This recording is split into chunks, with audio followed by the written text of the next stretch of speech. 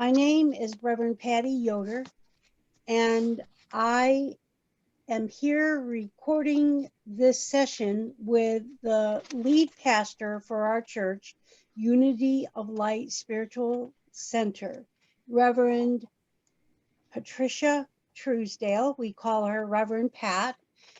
And we have some questions for her today about how she started this church and the process she had been through in her lifetime, which has led her to where she is today. And so with that, I would like to greet Reverend Pat and say welcome. All right, thank you, Reverend Pattii and Reverend Ray Johnson, for inviting me to participate in this segment, and a big hello and warm wishes to all of you who are turning into this program. It's a pleasure to have you. Okay, so I just wanted to start this interview off by asking, what was your original faith, family origin, and how did you get started in the spiritualist faith? Good question. I was born and raised in the Catholic faith, and I went to a Catholic school and church from kindergarten through 8th grade. But at a very young age, I know that I love Jesus and our Creator. But when my religious teachers told me that I would go to hell if I didn't obey the rules of the church, I would cringe. I couldn't believe my loving God would condemn one of his own to an eternity of pain and torment for what I saw was a very small, very human action and reaction. So, but during the years, I've always felt close in communicating with the saints of the Catholic Church. So to me, that was kind of like an intro to spiritualism, because I would talk to them, I would seek help from them. So I felt comfortable with the higher beings of light. And so I've always had it seems like a personal connection with the great spirits of light, the illuminated ones. And throughout the years of growing up and into adulthood, I remained very spiritual, loving the Lord and his precious son, Jesus. So I've always had the connection with spiritualism, but I didn't realize it at the time. So thank you for that question. You're welcome, Reverend Pat. So along your path, when were you called to be ordained, and why did you choose Christian spiritualism rather than one or the other specifically? Okay, thank you. I've always been a Christian at heart, but always had a connection to the spirit world via the saints that I learned about in the Catholic schools. Well, as I grew into my teenage years, I saw my mother, develop an interest in the psychic realm. And she attended a local spiritualist church and told me all about their services and how interested in those services and the psychic phenomena and spiritualism. She was becoming very interested in it.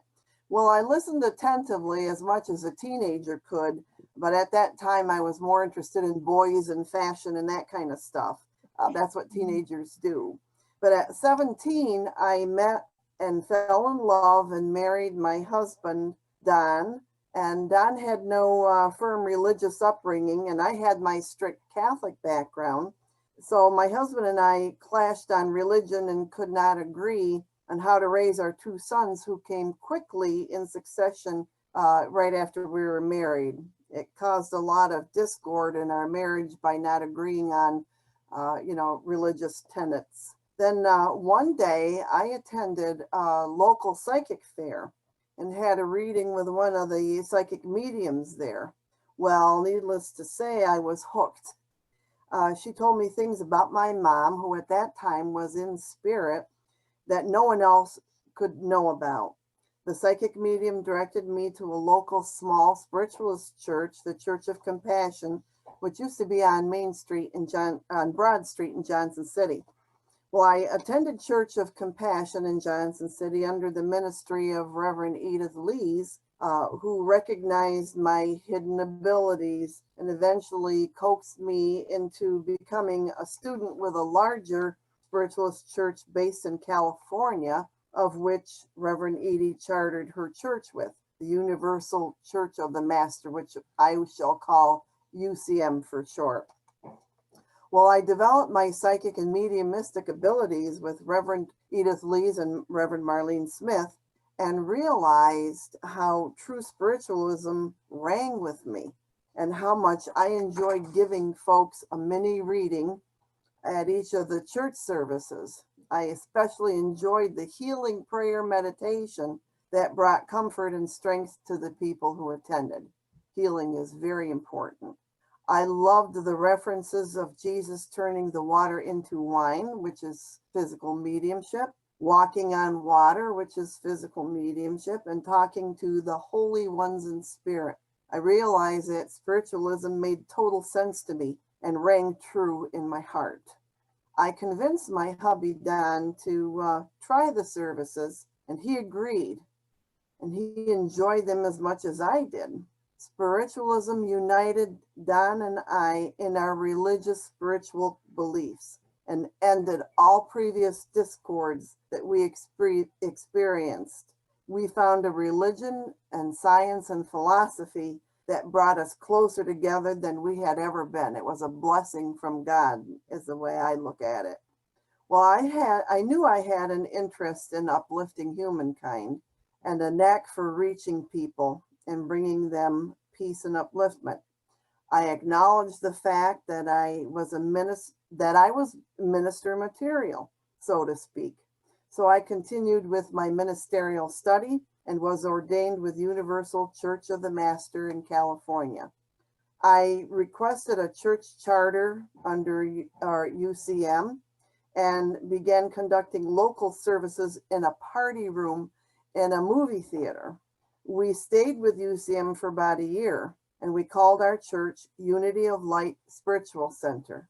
UCM embraced somewhat of the Christian principles of the Christian faith, in addition to spiritualism. That's what convinced me to be part of their church family. My love for Jesus was stronger than ever, and my interest in spiritualism never died. I kept my interest there also. So thank you for asking me that. That's really interesting. I didn't know some of that stuff about you and Don. Now you do. Yeah.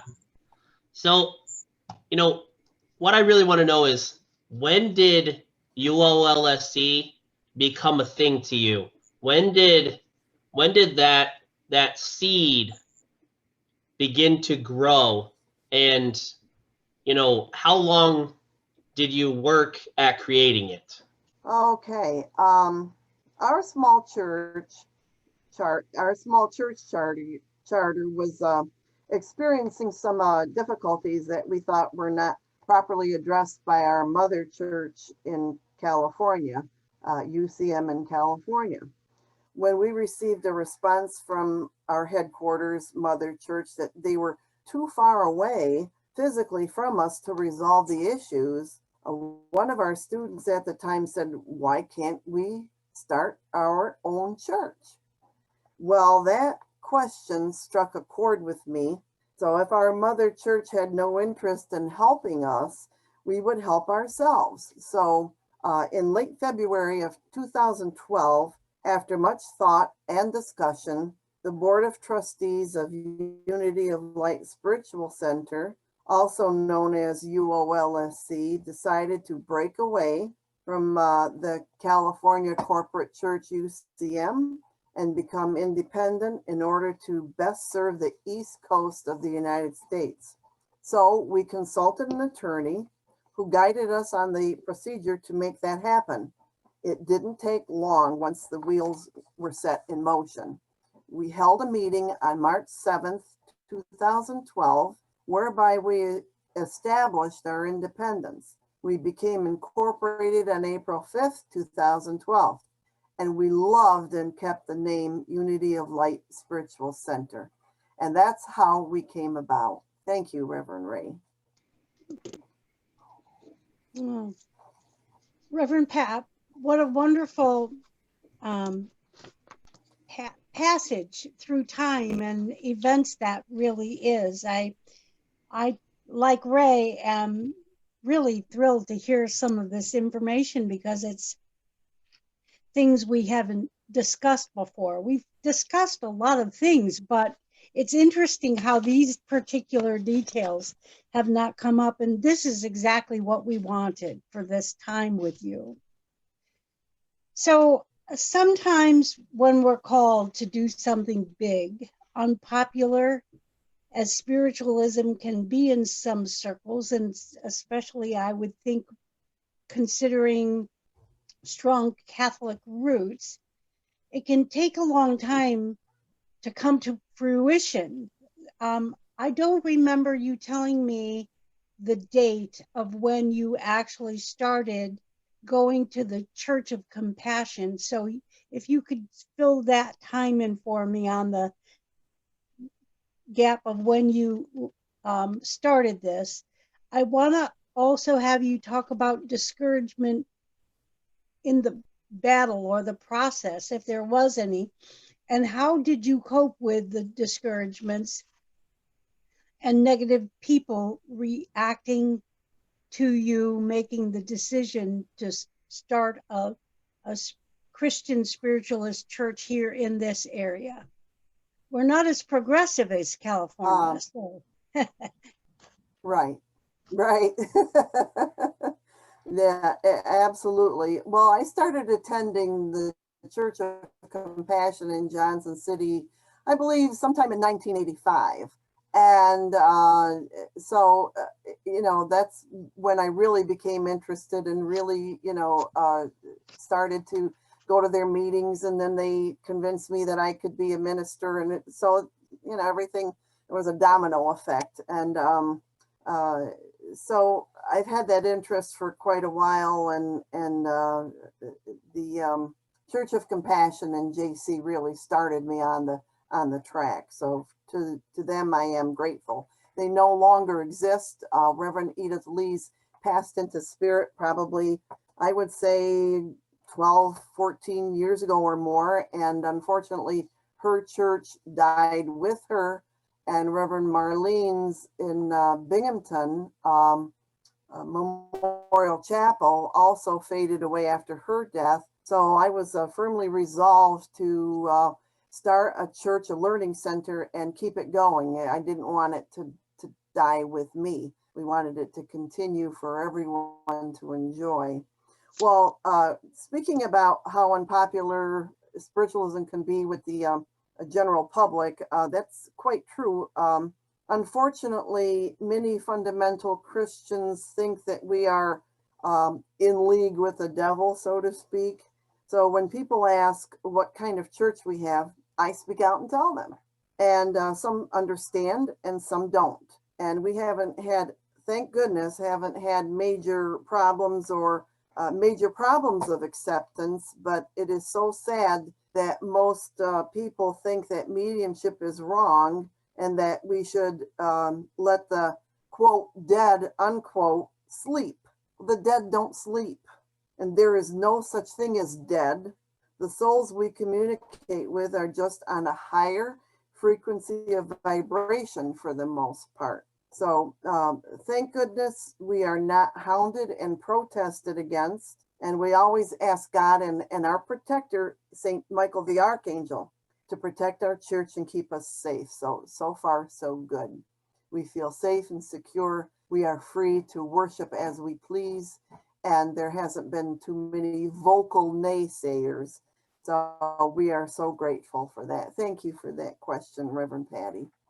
I'm glad we're getting into the real root of why you feel the way you feel, and what direction you felt you should go. And so I wanted to talk about, okay, so you started the church. Now the next thing you needed to do was set in place some principles, some guidelines, what are we about? What do we do? And, how can we express that to others, what we believe in? So I wanted you to go into what went into the process of the principles of our church, and how did you go about it? How did you come up with them? And just what that process was like. Okay. Well, we use the template from UCM and National Spiritualist Association to create our principles, and they are similar to what we ended up with, but uniquely different in some ways. So we use them just as a guideline. So one day, the Board of Trustees, we met at Denny's restaurant in Binghamton, and we created our 10 principles, which we recite every week at our services, just to affirm who we are and what we believe in. And if you'd like, I'd like to share each of those 10 principles with you with an explanation for each one. I'll try to be as brief as possible. Is that acceptable? Absolutely. Okay. Our first principle is we believe in the divine Father, Mother, God, creator of all life, both spiritual and material. With that being said, as our first principle, we believe in infinite intelligence, creator of the universes, the great oversoul of all life. We don't believe in a personal God, but in a principle of universal love and wisdom. God is the creator of all life, both animate and inanimate. Humankind is God's highest type of creation. Thus, we have reason and will. God has no particular form because God takes all forms into himself, herself. God is life and love. Without love, we could not exist. God is everywhere. In Psalm 139, verse 8, it says, "If I ascend up into heaven, thou art there. If I make my bed in hell, behold, thou art there." Principle number 2, we believe every human being has a divine essence whose natural state is that of goodness, light, and love, with a connectedness to all things. So, as hopefully everyone knows, we are all part of God. We are sparks of God, containing all of the Creator's positive essence of love, light, truth, and goodness. Because God created all life, we are all connected one with another and to all of God's creation. Our true nature is our divine nature. The human influence sometimes distracts us from our divine essence, but we can never be separated from God, our Creator, or his or her creation. Principle number 3, we believe in living in harmony with God and nature. This constitutes true religion. Well, we believe in infinite intelligence, which is God, and we live in harmony with creation. We are embracing and practicing true religion. The word religion is taken from the Latin word religio. It means to bind anew. One of the orators of the Parliament of Religion said, "There have been and are many religions, and however much they differ in certain respects, in this they agree, that man has a natural faith and a higher power with whom he can commune, to whom he is related, and this life on earth is not enough to satisfy his soul." Spiritualism is the only religion humankind needs, as it gives a scientific explanation of the reason for man's existence here on earth, and the proof positive of his continued existence after so-called death. It is the coming religion of the world. Without a belief in God, all religious aspirations must necessarily flounder. A true religion is highly desirable, not dictated by a false religious education or fashionable religious custom. but by the higher interests of the spiritual nature and the deepest penetration of reason and common sense. Religion means growth, and as we grow intellectually, our ideas as to religion broaden and grow. Principle number 4, individual existence, personal identity, and memory continue after death. We practice communication with the other side of life via mediumship.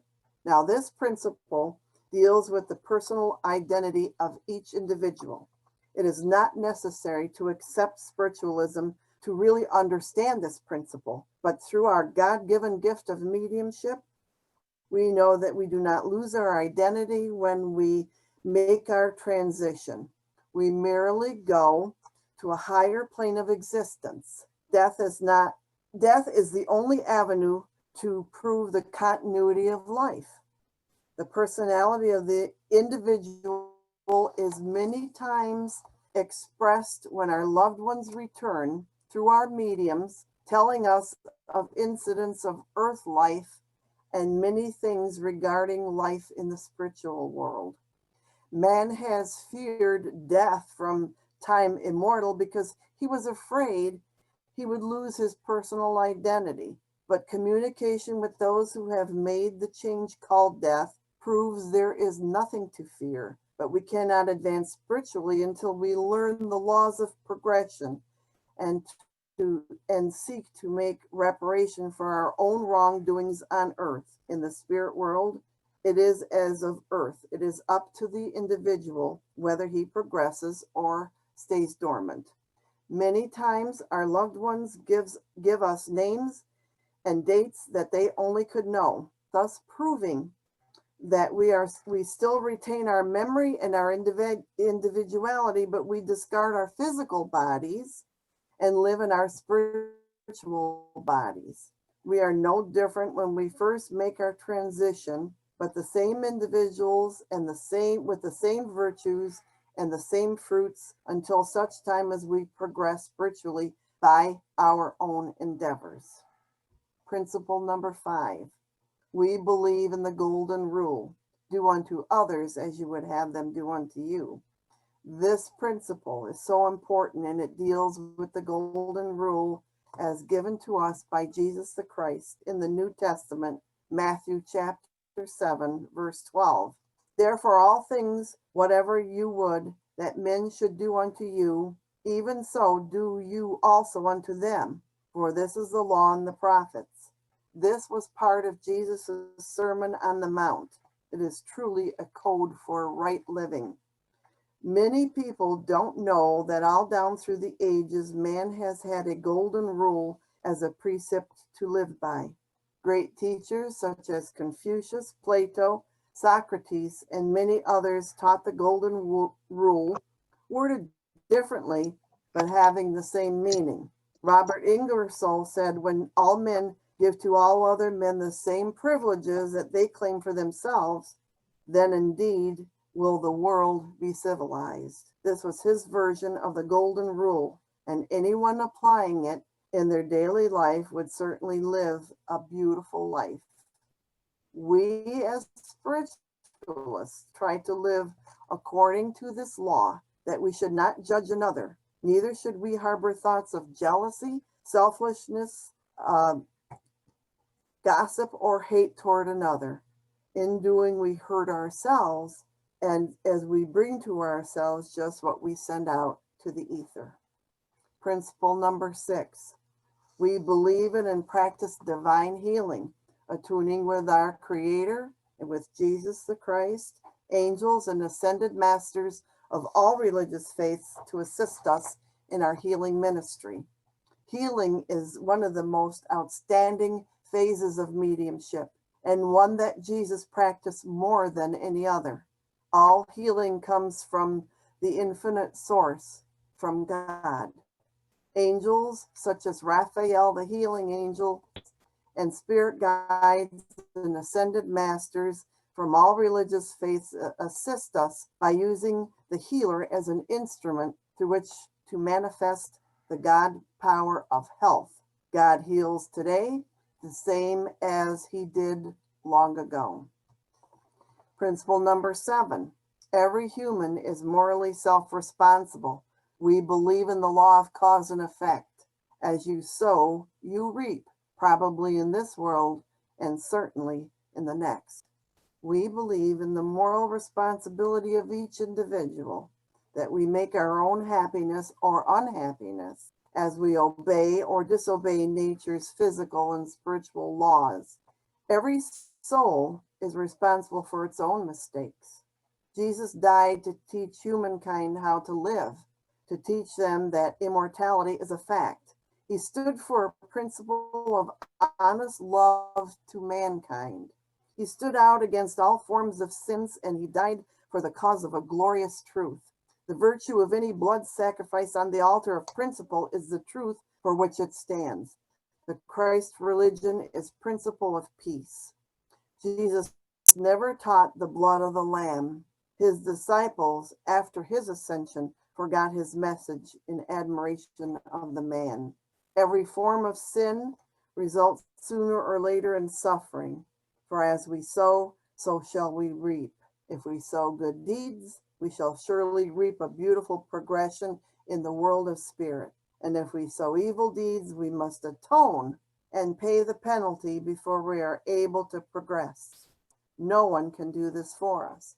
The next principle, principle number 8, meant so much to me. There's always hope. Reformation and positive improvement of the human soul is always possible, both in this world and the spirit world. There is no everlasting punishment. The doorway to reformation is never closed against any human soul here or in the hereafter. This principle deals with repentance.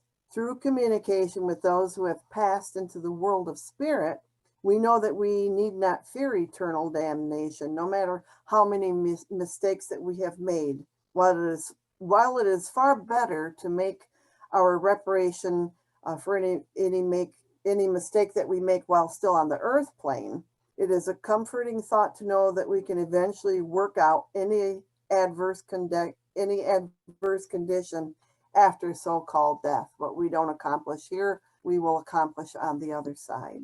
Heaven and hell are not places of abode, but states of consciousness arising from one's right or wrong course in life. You can create a heaven or a hell right here upon this earth, as many people know.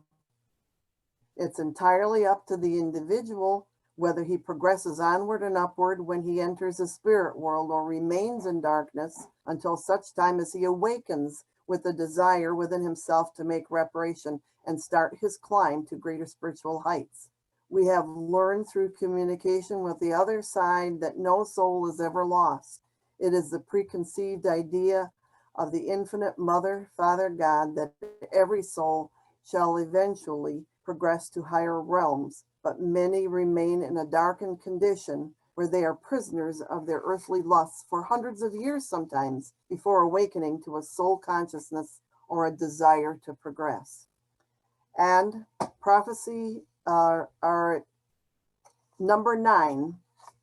Principle number 9, prophecy exists today as in biblical times. God speaks to humans through humans in the past, present, and future. Unity of Light Spiritual Center affirms that the precepts of prophecy contained in the Holy Bible are scientifically proven through mediumship. Of all the divine gifts of mediumship, there is perhaps none that penetrates deeper into the subconscious regions of mortal man, and none that carries the individual to loftier heights of inspirational possibilities than the gift of prophecy. During biblical times, many of the religious leaders had this gift. The birth of Jesus was the fulfillment of prophecies of the seers of many nations. Isaiah and Jeremiah prophesied his birth hundreds of years before the birth of his parents. Jesus was the greatest known prophet, even prophesying his own death and resurrection. There are many mediums who have this power. It is a spiritual gift, And knowing that God is the same today as then, we know this gift can be developed the same way it was 2,000 years ago. Last but not least, principle number 10. We believe in the continual pursuit of truth and enlightenment from whatever source contains goodness and truth for the positive transformation of the entire world, universes, and spirit planes of existence. Enlightenment and evolution of consciousness is our ultimate goal. Now, humankind is by nature a spiritual being, always seeking adequate outlets for religious expression. We are individualized segments of the world soul, seeking our God. The entire human experience, viewed from the loftiest perspective, is a religious quest and pilgrimage. Our search for reality and truth is not confined to the earth plane. Death is just a release into another vibratory frequency of consciousness. In all worlds, man is seeking his source in the absolute and is struggling to overcome ignorance, the origin of seeming evil and sin. We are not alone. Hierarchies of beings, ascended masters, attend us when we are properly attuned. They diffuse knowledge and truth to us so that we may become enlightened and shine our light as a beacon and share these truths with all beings in all worlds, including the spirit planes of existence. Enlightenment and evolution of consciousness is our ultimate goal for ourselves and for all beings created by our loving God. Thank you for allowing me to share these principles with everyone. Thank you. You're welcome. Reverend Pat, I can tell you that probably the most moving thing for me when I started attending now almost 3 years ago was when we read these principles. And I was so moved by the wisdom and love that they contained. It was a sense of, almost a sense of freedom that was lifted off of me. And so I too have developed a real love for the principles. And there's so much. I mean, we could probably spend a session on each one of them to expand on what they say. But we'll stay on task here and not get off because we do have some more questions for you. I would like you please to share your vision for the future of UOLSC and where you would like to lead us. And you mentioned you didn't want this church to die with you. And so I would like you to just share your vision about where you see things going in the next 5 to 10 years. All right. Thank you, Reverend Patty. I'd be delighted. For the future of Unity of Light Spiritual Center, I envision more ordained ministers to carry on our tenets and principles. I'd like to see our church outgrow, our present building someday. When we created our church, I wanted it to be more than just a church. I wanted it to be a learning center where people could take classes and courses and develop their spirituality and their psychic abilities. Now, right now, COVID-19 has put something of a damper on our expansion, but I'm sure this too shall pass. I would like to see our ordained ministers start their own charter churches under the Unity of Light Spiritual Center umbrella. I envision serving our congregation with hope, healing, peace, and joy. No negativity, no strict dogmas or rules. We want our people to always believe in a loving creator, not a punishing one. We will always keep our church a Christian spiritualist learning center. It is a great combination of Jesus's teachings and also the teachings of spiritualism, the continuity of life. and consequent communication via spiritualism. Thank you for allowing me to share. Yeah, so I wanted to touch on that because you talked about negativity and the current situation that not only our country, the United States, but our world is in, with the COVID-19 pandemic. It's such a struggle each and every day to stay positive. What type of message do you have for people going forward to stay positive and to avoid, hopefully, the negativity? Yes, that's a good question. My advice to our followers is to fight fear and negativity with light and love. Begin each day with prayer and meditation. Meditation is key to achieve your psychic awareness and to connect with your divine self and with our Creator. Your divine self is your true self. Prayer and meditation will bring that out. Every day, start with prayer and meditation. If you pray and meditate every day, you'll find yourself becoming more psychic, definitely more calm in this crazy world, and more grounded and more at peace with the world and everything going on in it. This is so needed in today's world, meditation and prayer. So pray, meditate, and be confident that God and our precious Jesus and our angels and the illuminated ones in spirit are always watching over us. We are never alone and we never die. And always remember that nothing stays the same forever.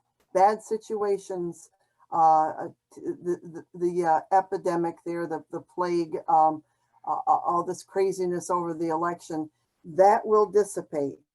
Nothing stays the same. People have to have faith that things change. Nothing stays the same.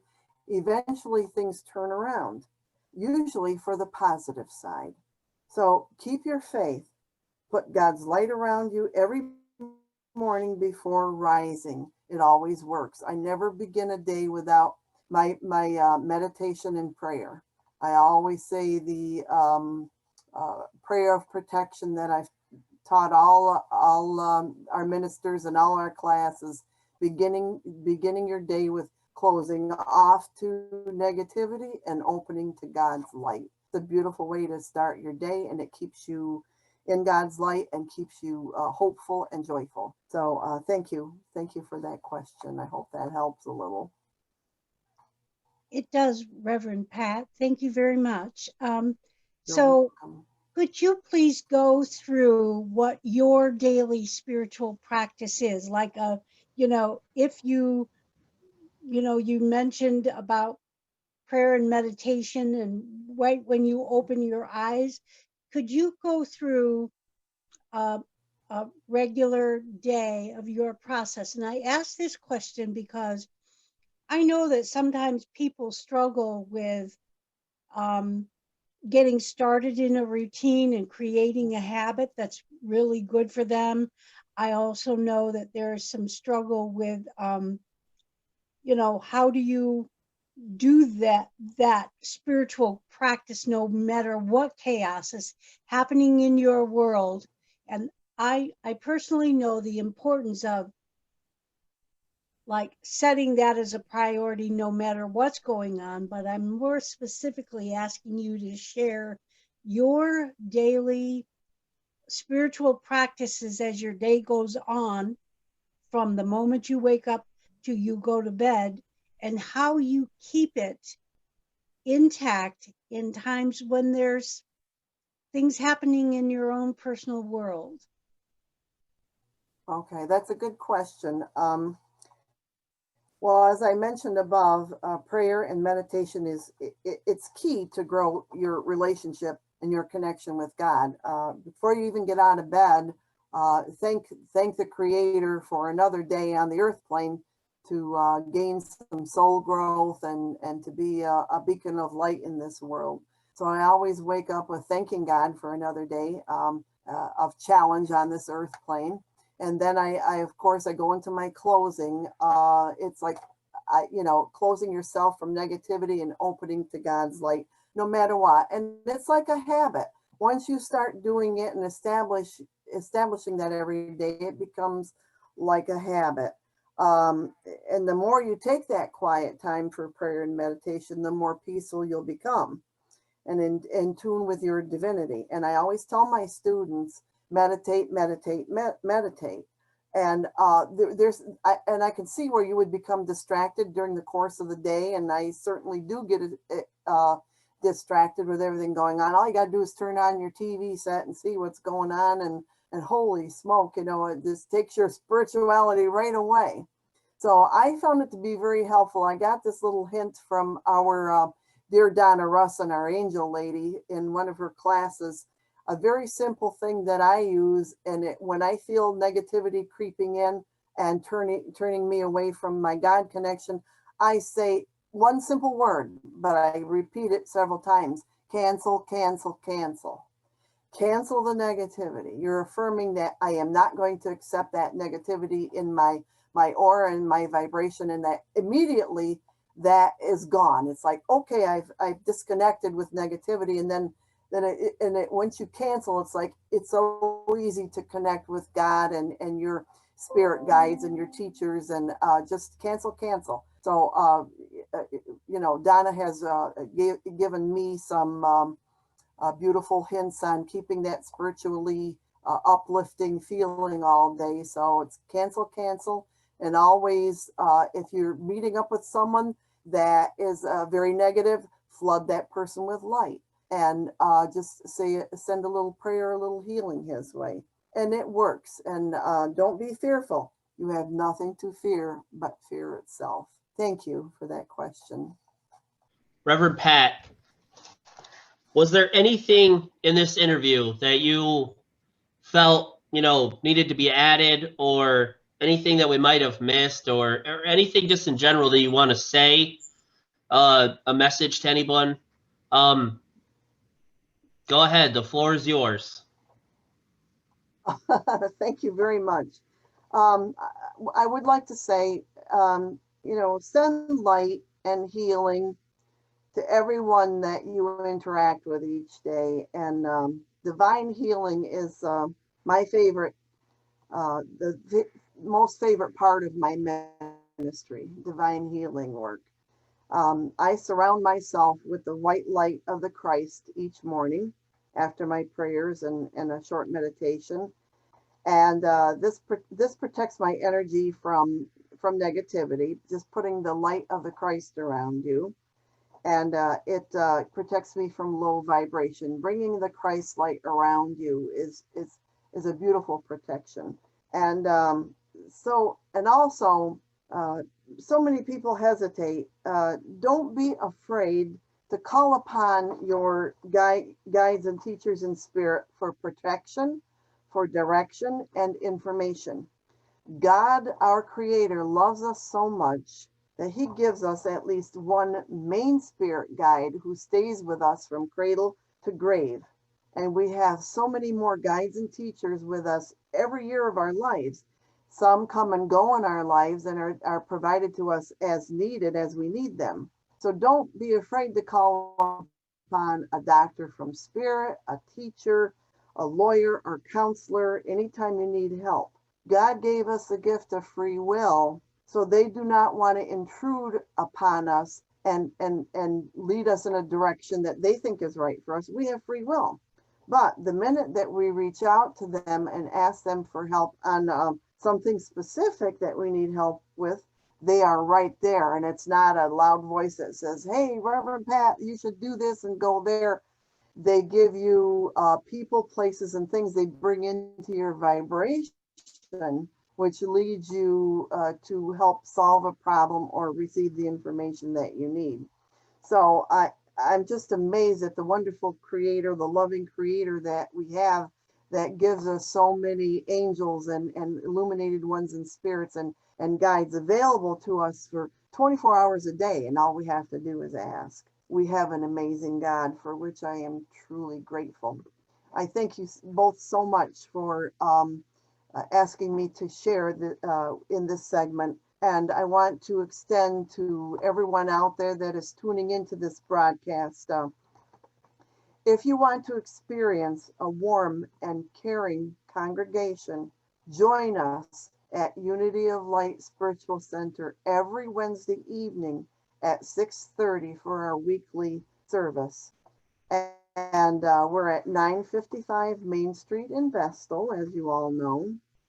We believe in the Christian and spiritualism principles and practice divine healing in all our services. Our lessons there are always encouraging, never judgmental, and we have peaceful meditation and healing time. And you'll also receive a personal message after each service. I love our church, and I'm sure you will too. Thank you, Reverend Pattii and Reverend Ray, for allowing me to share. It has been my pleasure indeed. May God bless you all for the good that you do for our church and its people. Thank you. Thank you, Reverend Pat. Thank you.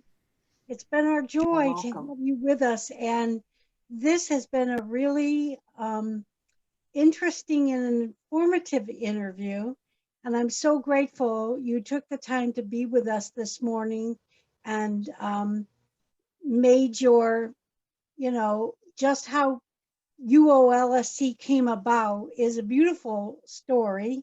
And I think we all, are called to different things in different paths, but we can get impatient. And I think the story of UOLSC is really beautiful because it reminds us that things take time to come to fruition.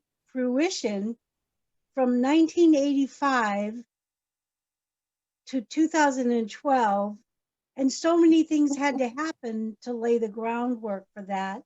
And here we are in 2020, still pushing and still plugging away and expanding. Your ministry expands every time you have a class and do the teaching. So I love this church as well.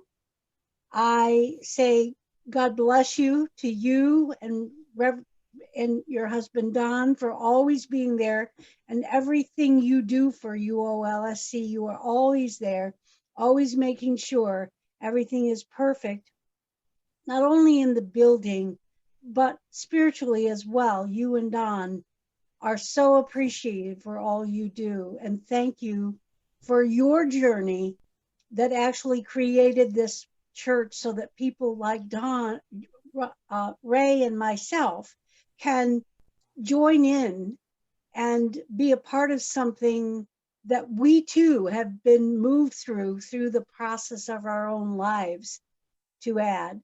Ray, before we close, do you have anything you'd like to say? No, the only thing I would say is, the church itself is just truly a blessing.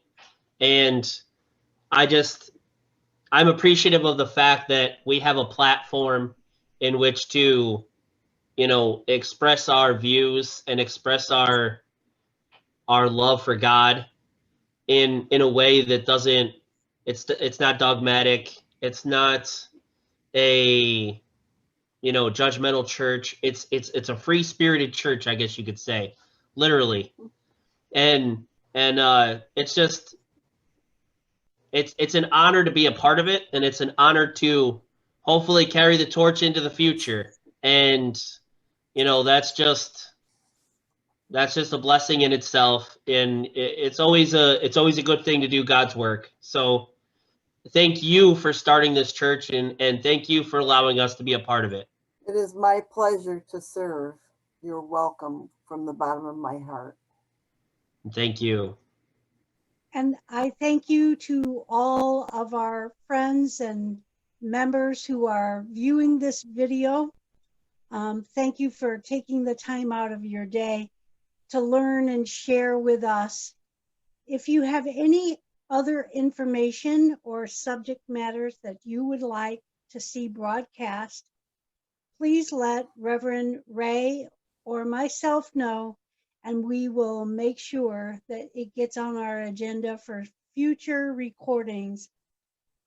Have a great day, and God bless everyone, and thank you for joining us.